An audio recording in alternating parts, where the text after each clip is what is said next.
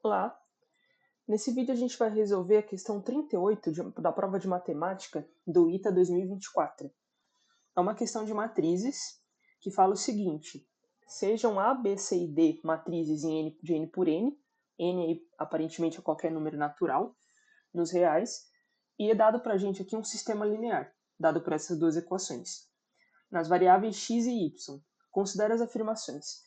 Uma coisa a se atentar nesse problema é que as variáveis aqui x e y, elas estão no espaço das matrizes n por n. Então, elas não são matrizes coluna, nem matrizes linha. Elas estão em matrizes n por n. Isso pode ser que confundisse um pouco a princípio.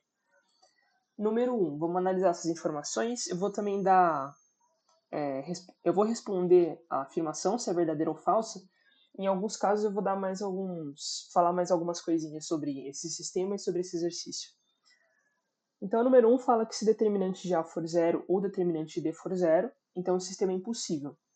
Ou seja, se essa afirmativa aqui for verdadeira, então, seja qual for o A, B, C e D que a gente escolher aí, desde que o determinante de A seja zero e o determinante D seja zero, isso tem que fazer obrigatoriamente com que o sistema não tenha soluções nas matrizes. Então basta a gente encontrar um contra-exemplo. Eu poderia até encontrar um contra-exemplo para algum n específico. Por exemplo, para n igual a 1, que seriam os próprios números reais. Eu não vou fazer isso porque dá para encontrar uns contra-exemplos mais gerais aqui, mas eu poderia fazer isso se eu não conseguisse um contra-exemplo geral. Poderia pegar exemplos aí nos próprios números reais que não teria problema, já que o exercício está falando de matrizes arbitrárias, n por n. Bom, então a gente precisa achar que, para ver que isso aqui é falso, por exemplo, nós precisaríamos encontrar uma matriz cujo determinante de A seja zero, ou o determinante de D seja zero, e o sistema tenha soluções. A matriz mais simples que faz o determinante ser zero, inclusive nesses exercícios de matriz, para encontrar contra-exemplos, é sempre legal considerar, por exemplo, a matriz identidade ou a matriz nula, que ela sempre fornece informações importantes, às vezes contra-exemplos importantes também. Então a gente vai tentar retirar alguma conclusão no caso da matriz A ser a matriz nula, que aí satisfaz isso aqui já automaticamente. Então vamos supor que a matriz A seja a matriz nula. Eu nem vou colocar nada sobre a matriz D, vamos deixar assim por enquanto. E a gente vai ver se existem soluções x e y nesse sistema. Então, se a matriz A for a matriz nula, a primeira equação já fica 0 igual a zero. Então, isso aqui já é uma tautologia, já é uma afirmativa verdadeira para qualquer que seja o x.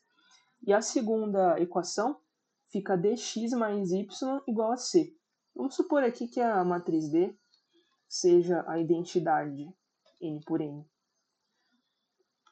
Então, fica x mais y igual a c.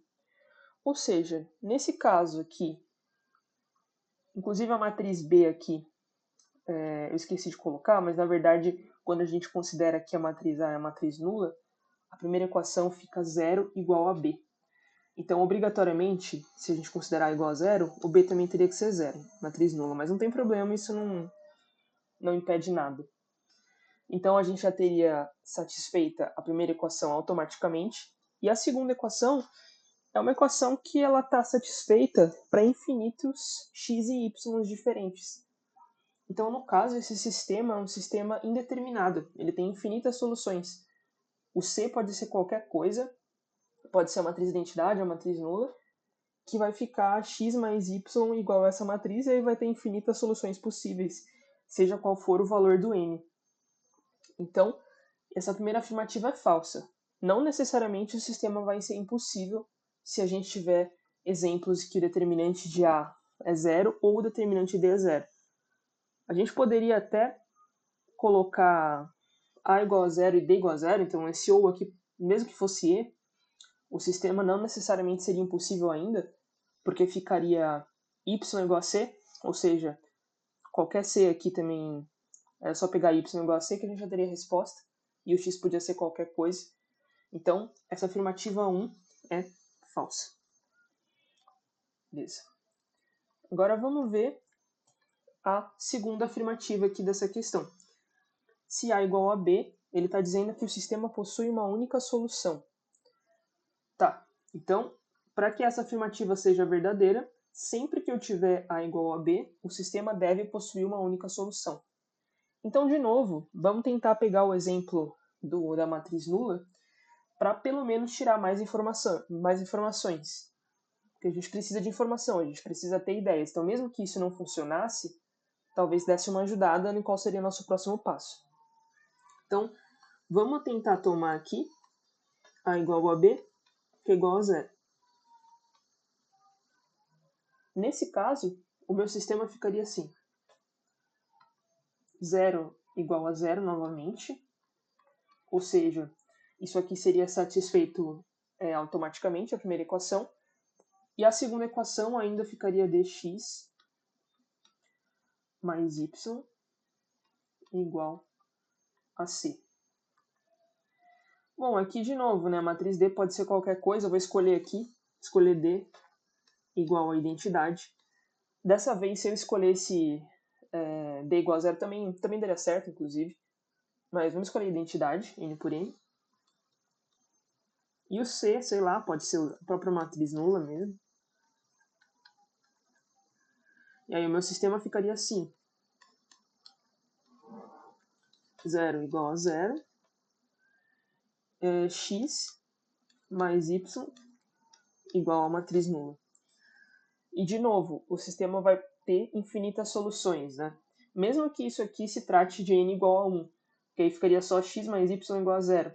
Ou seja, basta escolher x adequado com y aí para que seja uma solução. Da mesma maneira, vale para matrizes. Então, nessa escolha aí de A, B, C e D, a gente já teria que a afirmativa 2 é falsa, embora ela possa ser verdadeira para alguns casos aí de A e B. Então, falso. Por último, vamos analisar aqui o item 3. O sistema possui uma única solução apenas se A e D são inversíveis. Ou seja, o que ele está querendo que a gente faça? Ele está querendo que a gente verifique se toda vez que para que o sistema possa ter uma única solução, obrigatoriamente A e D tem que ser inversíveis. É isso que ele está falando, né? Tem esse E aqui. Então os dois, ele está afirmando que os dois têm que ser inversíveis ao mesmo tempo, para que o sistema tenha uma única solução. Bom, olhando para a primeira equação, isso aqui, se o A for inversível, é fácil resolver, porque é só a gente multiplicar por A menos 1 aqui à esquerda. Então vamos supor que o A seja inversível.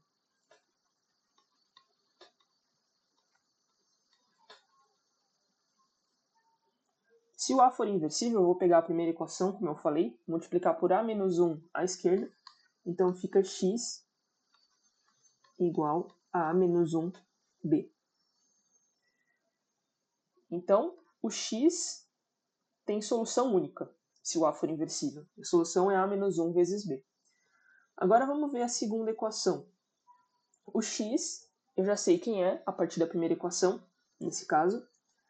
Então eu vou substituir o x, eu vou trocar o x por A menos 1b. Então fica assim, d A menos 1b mais y igual a c. E se eu isolar o y aqui, fica c menos d A menos 1b. Ou seja, o y também tem solução única. Isso independentemente da matriz D. Mesmo que eu tomasse D igual a matriz zero, matriz nula, ela não é inversível, mas mesmo assim a solução é única.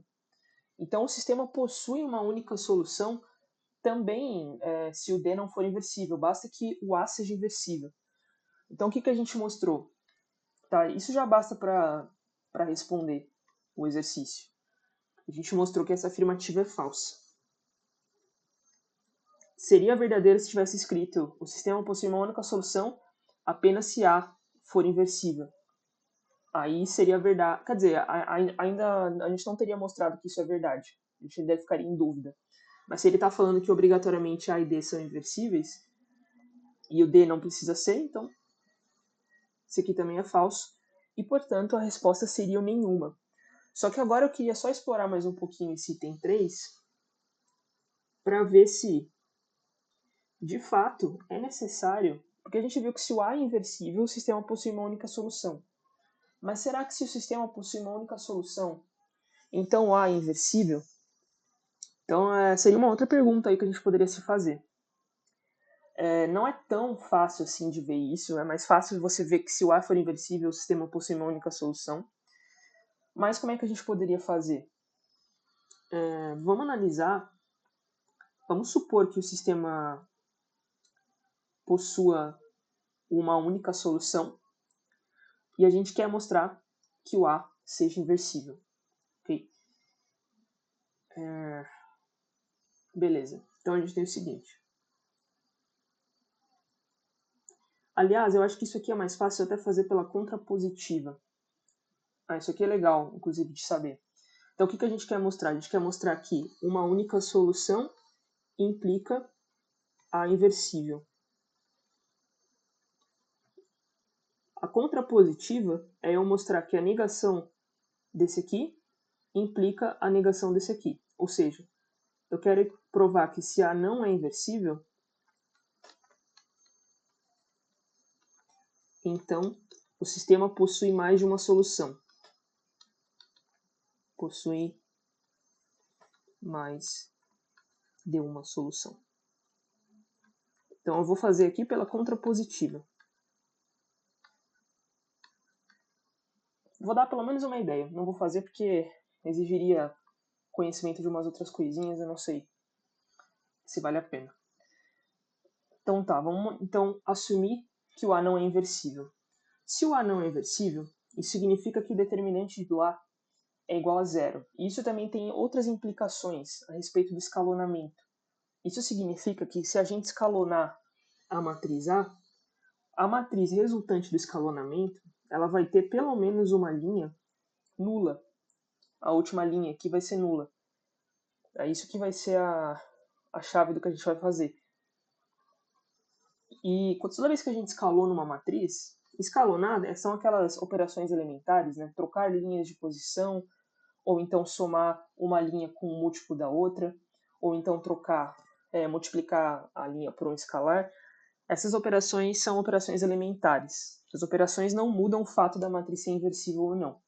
E toda vez que a gente faz uma operação elementar, o que a gente faz na realidade é multiplicar a esquerda por uma matriz. Então, escalonar a matriz A é fazer uma série de multiplicações aqui à esquerda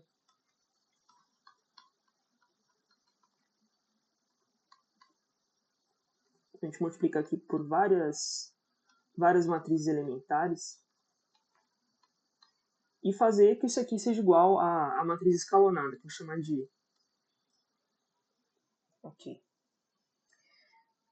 Então, o que acontece? Quando a gente multiplica aqui por essas matrizes à esquerda, tem como resultado a matriz escalonada. Então eu poderia pegar essa primeira equação, né? Eu estou assumindo que o A então não é inversível, e multiplicar a esquerda por essas matrizes até obter o escalonamento da matriz A. Então ficaria assim, depois de fazer a multiplicação à esquerda, ficaria EX igual a um monte de matriz aqui, um produto de um monte de matriz elementar, vezes B. E essa matriz aqui, E, ela tem uma linha de zeros. E isso aqui, quando a gente abrir o produto dessa E vezes X aí, você vai ver que existem graus de liberdade. Então existem coisas que ficam em função de outras. Assim como a gente tinha X mais Y igual aqui uma constante, e aí tinha infinitas soluções, acontece a mesma coisa por conta dessa linha de zeros. Então eu não vou entrar e fazer os detalhes disso, mas seria uma forma da gente enxergar isso. É legal ter essa ideia, por isso que eu comentei sobre isso aqui. Isso aqui pode ser uma ideia útil durante alguma prova ou para um estudo mais aprofundado. Mas a questão, bastava então fazer essa observação aqui, que basta que A seja inversível independentemente da D, para que a gente mostrasse então que essa afirmativa é falsa. Então, as três aí são falsas e, portanto, a alternativa certa é a alternativa E.